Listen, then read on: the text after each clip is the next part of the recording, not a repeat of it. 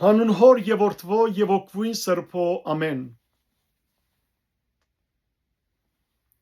Թագավորներու երկրորդ գիրք 9-րդ գլուխ Դավիթ եւ Մեմփիփոստե։ Դավիթ ասավ.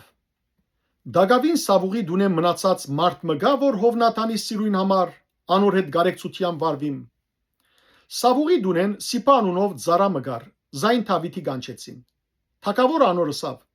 Սիփան տունես։ Անալ ասավ. ծառաթեմ։ Թագավորը ասավ. Ալ Սավուղի դունեմ մնացած մարդ չգա, որբեսի անոր հետ Աստուծո գարեկցության վարվիմ։ Սիփա թագավորին ասավ.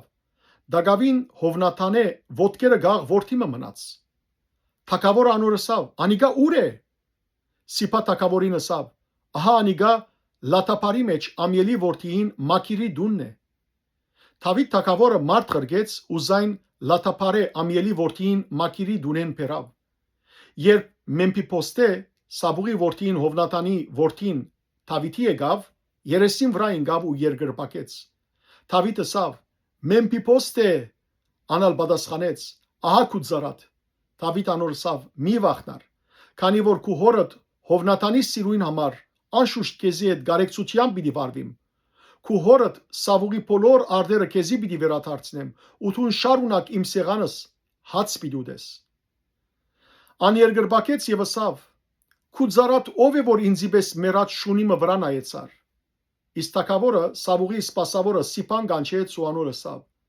Սավուղի եւ անոր դան ամբողջ ստացվածքը քու դիրոջդ որդին դվի։ Թուն որդիներդ ու ծառաներդ իրեն համար մշակեցեք հողը եւ փեր իրեն անոր բդուղը, որբեսի քու դիրոջդ որդին ուդելու հաց ունենա։ Իսկ քու դիրոջդ որդին Մեմփիփոստե շարունակ իմ սեղանս հաց պիտի ուտե։ Սիփա 15 որդի ու 20 ծառա ուներ։ Սիփա թագավորին ասավ.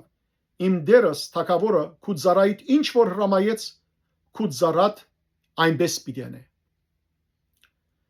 Բայց Մեմփիփոստե ասավ Դավիթ.